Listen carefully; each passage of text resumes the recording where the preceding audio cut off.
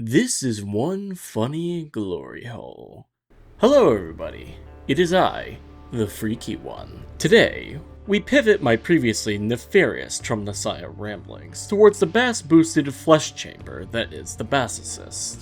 The Bassocyst is a Mastery Rank 17 infested shotgun unlocked via the newly released Coda system from 1999, meaning it can gain a 60% elemental bonus through its system. So for this reason, I will be leaving this out when discussing the stats of this particular weapon, of which it has multiple elements spread across the two different firing modes. The primary fire is a semi-auto shotgun with very high accuracy, 96 ammo to reserves with a 24 ammo magazine, and a 2.5 second reload.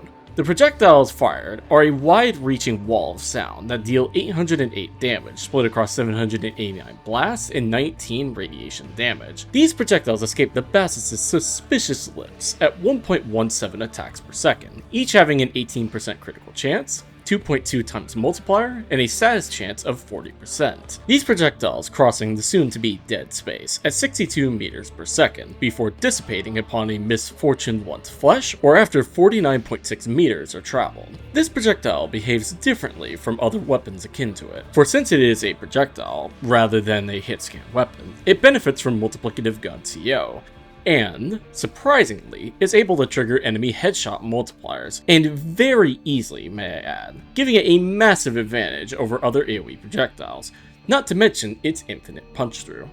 Yet isn't complete without mention of the Bassocyst alt-fire, which takes it from strong to downright diabolical. Now there is some misinformation in regards to how this alternate fire functions that the wiki, and sadly I helped spread.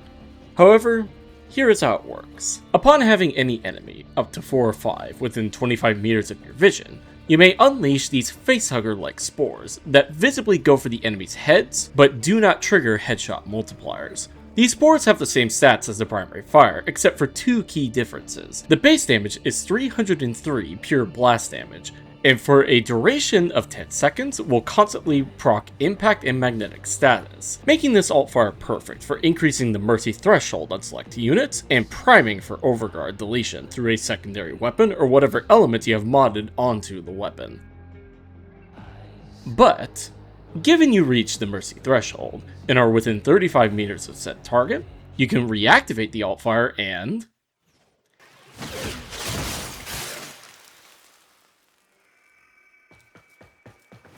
now that's the coolest thing I have seen so far. With these mercy kills granting a buff of 100% damage and multi-shot for 20 seconds.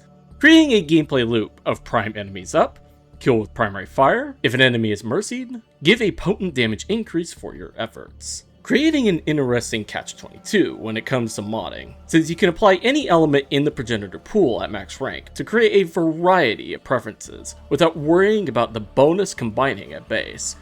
And since you can get impact, magnetic, base damage, and multi-shot entirely through its alt-fire, you technically do not need base damage or multi-shot modifiers if you use the alt-fire religiously.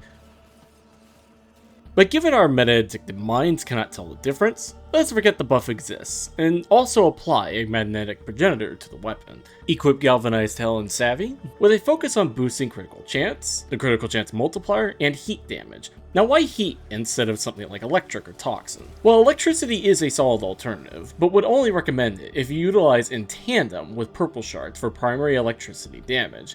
And toxin is somewhat unnecessary, since magnetic is applied to the alt-fire, meaning heat would be the prime contender for our DOTs. Through these elements, we find the weapon hits plenty hard without Rift Torrent even being in play, and with Rift Torrent becomes quite overpowered for our current content.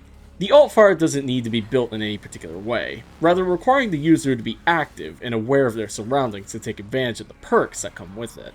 Firing at heavier units and in tandem with the primary fire whittling down the HP to reach the mercy threshold, may it be for kills or mobility, which fun fact, the teleport still works in the Rift plane. The Bassocyst is a powerful if bizarre weapon that does demand some attention to fully master its potential, a potential that will hopefully reshape the game. But how does this fit into my proclamation some of you may have seen before, of it being touted the endgame weapon? Well, that's a bit complicated. Warframe, as I mentioned in my review, has a feature creep problem, and finishers happen to be one of those features. But unlike bringing it back in a half-baked nature, like headshots in the Acuity mods, they instead brought it back as a core part of this weapon, allowing for consistent use of various finisher mods and arcanes, like Blood for Ammo and the newly released Arcane Escapist, where when combined, can make this game play like a Diet Doom Eternal.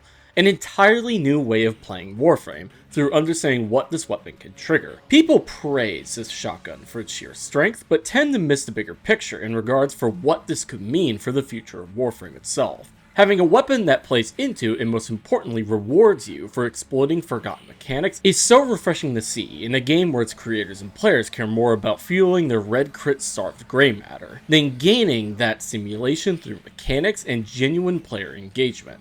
Such a beautiful thing to see, in all honesty. Overall, very good weapon. And if you're watching this while it's available, well, you should have been using this time to grind this thing instead of watching me ramble. But I am very flattered, especially seeing as this is the end, and it is time for me to say goodbye. For now, thank you for watching. If you liked what you saw, do me a favor and hit the thumbs up down below, or leave a comment. Either one would be beautiful. If you want to discuss some stuff with me, feel free to hop into my Discord. And if you want to support me directly, feel free to skim my Patreon. And with that, I'll see you later. Have a wonderful day.